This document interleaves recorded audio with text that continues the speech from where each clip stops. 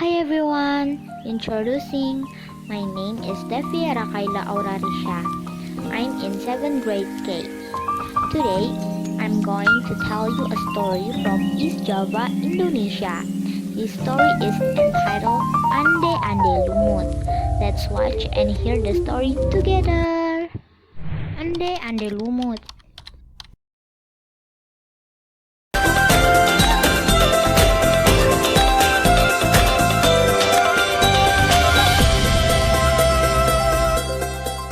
A long time ago, there were two large kingdoms in the East Java region, named the Kingdom of Jenggala and the Kingdom of Kediri. The Kingdom of Jenggala was led by Raja Jayanegara, and the Kingdom of Kediri was led by King Jayangrana. To unite two countries and avoid war, the two kingdoms established a marriage bond between Panji Asmarabangun, son of the king of Jenggala, and Dewi Sekartaji, the daughter of the king of Kediri. One day, the Jenggala kingdom was attacked by an enemy. During the battle, Dewi Sekartaji fled from the palace. She disguised herself as a village girl and lived with a widow with 3 daughters, named Kelenting Abang, Kelenting Ijo, and Kelenting Biru. Dewi Sekartaji was adopted as a child of this family and given the name Kelenting Kuning. But Kelenting Kuning was not treated well. Every day she was told to do housework such as washing, cooking, and cleaning the house. Her 3 stepsisters were very lazy and they usually just told her to do their chores. Kelenting Kuning, wash my clothes!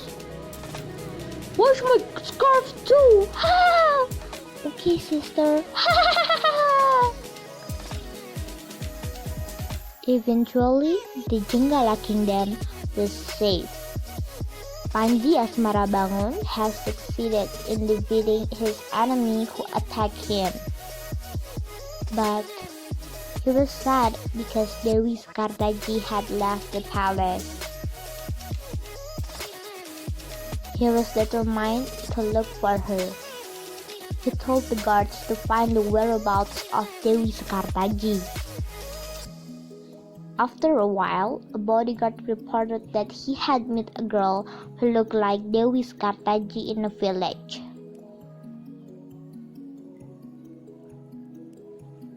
Panji Asmarabangun went to Dadapan village. This village was located next to the village where Kelenting Kuning lived. He lived in Mbok Randa's house. Became Mbok Randa's adopted child and disguised himself as Ande Lumut, who was looking for a wife. News about Ande Lumut looking for a wife spread around town, and Kelenting Abang, Kelenting Ijo, and Kelenting Biru dressed as beautifully as they could to propose to Ande Lumut.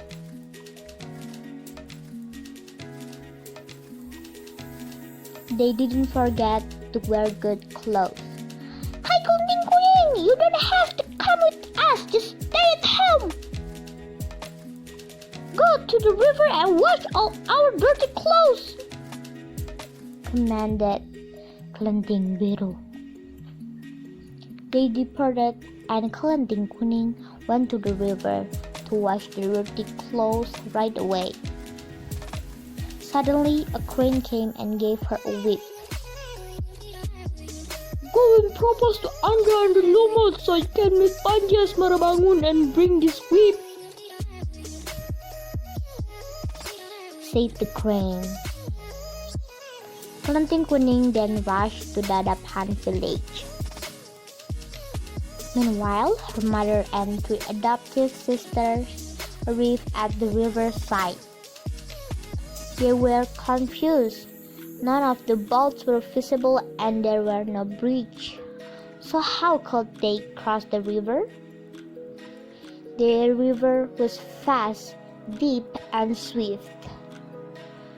Suddenly, a giant crab named Yuyu Kangkang appeared. The crab offered to cross the river on the condition they had to kiss the crab. They agreed to that condition. One by one, they climbed onto Yuyu Kangkang's back to cross the river. Moments later, Kelenting Kuning arrived at the river's side. She also met Yuyu Kangkang. Yuyu Kangkang offered to help her cross the river with the same condition that she must kiss him. Kelenting Kuning rejected the requirement and forced Yuyu Kangkang to help her without his conditions met. Yuyu Kangkang did not want to help Kelenting Kuning. Kelenting Kuning lost her patience. She pulled out the whip from the crane and struck the river. Immediately the river water receded. Yuyu Kangkang was scared. Finally, he agreed to help Kelenting Kuning cross the river. Kelenting Kuning immediately went up on the Yuyu Kangkang's back and got the other side of the river. Her mother and 3 stepsisters arrived first at Mbok Randa's house. One by one, Kelenting Abang, Kelenting Ijo, and Kelenting Biru showed their beauty to Ande Lumut.